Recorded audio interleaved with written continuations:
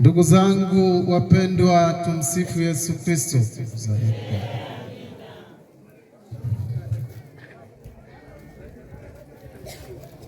Ndugu, punguza eko.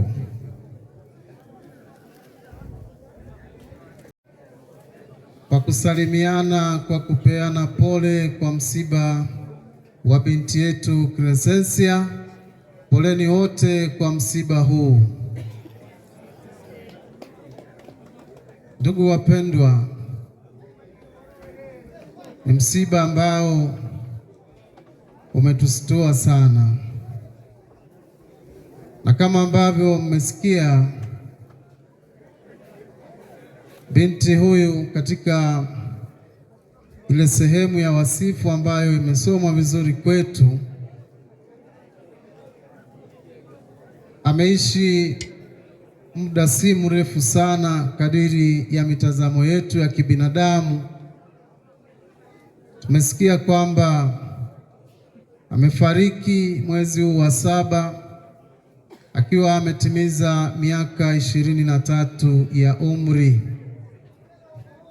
Tena haitoshi tu hiyo, alikuwa na umri huo mdogo akiwa bado anashughulika na mambo ya kujiunda kwa namna mbalimbali, akiwa shuleni, akiwa katika chuo hicho ambacho kimesemwa hapa.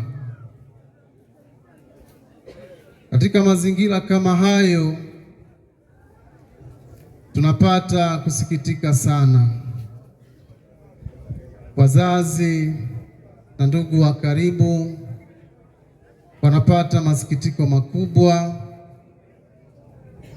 kwa sababu mtoto anapokuwa, kuna mambo mengi wazazi wanayafanya na wanamfanyia, na hata anapoendelea kuishi na hasa akiwa anapiga hatua katika mambo fulani ya msingi kwa ajili ya maisha, wazazi wana ndoto zao juu ya mtoto wao.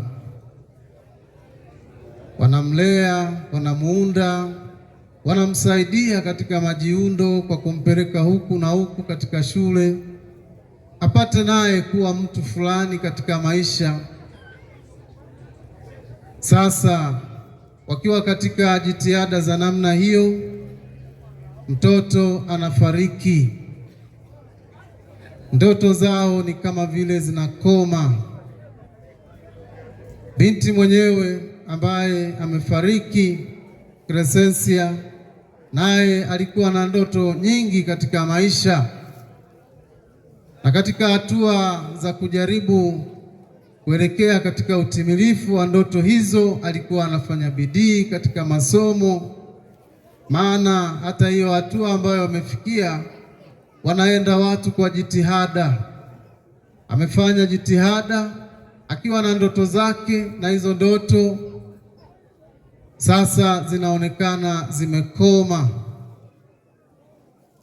Majirani waliopendana naye, ndugu wa sehemu mbalimbali walioishi naye, walipendana naye katika mambo mbalimbali, wakishirikiana naye kama binadamu. Na sisi binadamu hatuishi kama visiwa, na tunajua sasa mategemeo hayo yamekoma, na kwa sababu hiyo ndio maana tunaona machungu, watu wakilia, watu wakisikitika.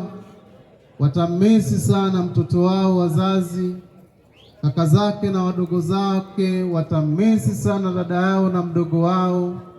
Majirani watamisi sana binti huyu, wenzake huko shuleni watamisi sana, na mambo yote hayo yanawaletea machungu moyoni, na hivi wengine wanalia. Tulipokuwa tunamtoa marehemu hapo nyumbani, kina mama, watoto, mabinti na watu mbalimbali, mumelia sana. Poleni sana kwa machungu mlio nayo ndugu zangu. Mumelia kina mama, machozi mengi mmeyatoa toka mlipopata habari hii. Hata sasa mimi nikiwaona katika macho yenu mnajaa machozi, machozi yanawatoka. Na wakati fulani tunajua humu misibani watu wakilia tunanyamazishana, tunasema acheni kulia, acheni kulia.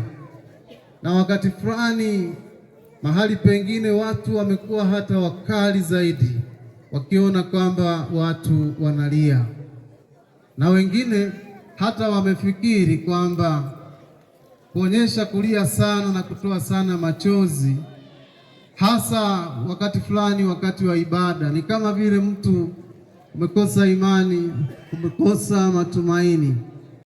Ninyi kina mama na wababa na vijana wote ambao tunasikitika kwa sababu ya mpendwa wetu, lieni, toeni machozi, ili mradi tu msivuruge ibada.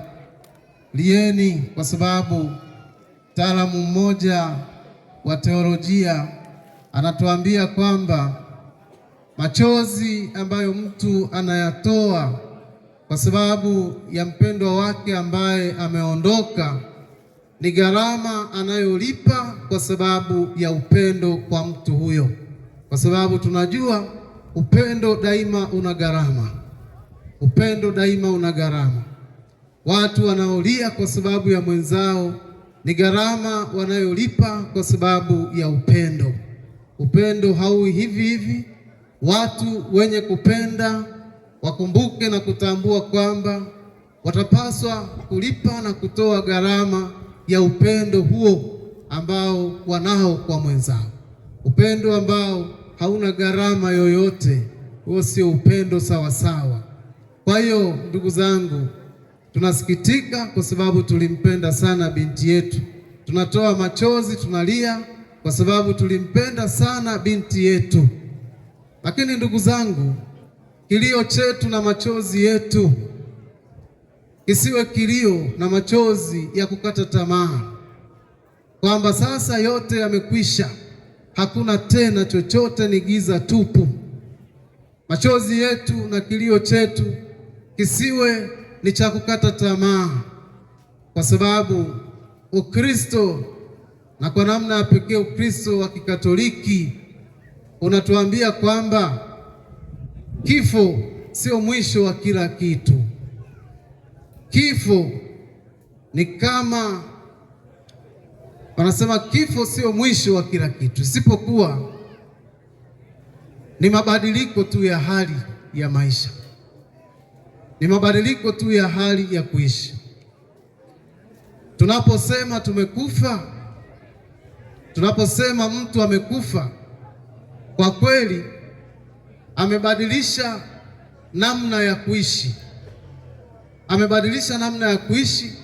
Alikuwa anaishi katika hali ya mwili hapa duniani, lakini sasa anabadilisha, anaenda kuwa na maisha ya mtindo mwingine, na hiyo inatokea kwa njia ya kifo. Na hii inasema sana na kuwa na maana kwa watu wale ambao wanaamini kwamba kuna maisha hata baada ya kifo. Tukitambua hiyo, basi sisi kilio chetu itakuwa si cha kukata tamaa, ni kilio cha upendo, upendo ambao unakwenda katika hatua ya kutufanya sisi tutoe machozi kwa sababu tulimpenda sana, lakini tukijua kwamba huyu baadaye siku moja tutakutana naye kwa sababu bado anaendelea kuishi. Unajua, kule kufa na jinsi tunavyokuchukulia ni kama vile maisha ya watoto wanaokuwa tumboni. Mama ukiwa na watoto, tunachukulia mfano, mama ukiwa na watoto, ukiwa na mapacha tumboni, una ujauzito wa mapacha tumboni. Watoto wale wanaokuwa tumboni wanakaa sawasawa wakiwa na amani mle tumboni, na wamama wengine wanaweza wakakueleza kwamba mtikisiko huu wa tumboni, watoto wako wanacheza, wamefurahi tumboni. Sasa wakati ule wa kujifungua wa kuzaa, mtoto mmoja anapozaliwa, mwingine anayekuwa tumboni, kwa sababu amezoea ule ulimwengu wa tumboni, ni kama hapa duniani tunavyokuwa tunaishi. Mwenzake anapoondoka, yeye huyu mtoto pale tumboni aliyebaki, kwake mule ndani ni kama mwenzake amefariki, amepotea. Lakini huku nje, upande mwingine wa maisha, anakuwa ndio amezaliwa na watu wanafanya shangwe. Mule ndani tumboni, mtoto yule analia, mwenzake ameondoka, mwenzake amepotea, ni kama vile amefariki. Lakini huku nje, sisi huku upande mwingine tunashangilia kwamba mtoto amezaliwa, ni shangwe. Maisha yetu yako hivyo. Mwenzetu anapokufa tunasikitika, lakini kule kufa sisi tunaamini ni kama kuzaliwa tena upya katika maisha mengine. Kwa hiyo ni mabadiliko tu ya hali za kuishi. Tunalia, lakini upande mwingine ni furaha, anazaliwa na anaanza safari sasa ya ukamilifu wa kile ambacho alikuwa anakitumainia hapa duniani, kushiriki katika maisha ya ufalme wa mbinguni. Kwa hiyo ndugu zangu, tulie, lakini tujue kwamba binti yetu hajapotea tena. Maandiko matakatifu kama tulivyoyasikia yanatuambia kwamba yule ambaye anaamini, yule ambaye amemfuata Kristo, huyo atatengenezewa makao. Kwa hiyo huyo hatapotea, yule mwenye kuamini. Na tumesikia hapa jinsi ambavyo binti huyu, tumeona alibatizwa, ameelezwa kwamba alikuwa ni binti mwenye imani ambaye alijibidisha katika mambo yanayomhusu Mungu. Alisali, alishirikiana na wenzake katika maisha hayo ya kumfuata Kristo, katika maisha hayo ya kumtumikia Mungu. Na sio hivyo tu, lakini basi pia alishiriki maisha mengine ya kujiunda. Kama tulivyosema, binti huyu tunaweza kusema aliishi ukamilifu wa maisha. Aliishi ukamilifu wa maisha. Alipambana katika mambo ya mwili, akiongeza maarifa kichwani, lakini wakati huo huo akiendelea kuwa mtumishi mzuri wa Mungu kwa kujibidisha katika maisha yanayomhusu Mungu, kwa kuishi Ukristo wake ambao katika wasifu huu watu wamesema Ukristo mzuri. Neno la Mungu linatuambia katika kitabu cha Hekima kwamba mwenye haki ingawa amekufa kabla ya wakati wake atastarehe. Ingawa amekufa kabla ya wakati wake atastarehe. Binti huyu sisi tunamwona kama amekufa kabla ya wakati wake, lakini anastarehe. Na neno hili linasema maisha safi ni kama uzee uliotimilika. Maisha safi ni yapi?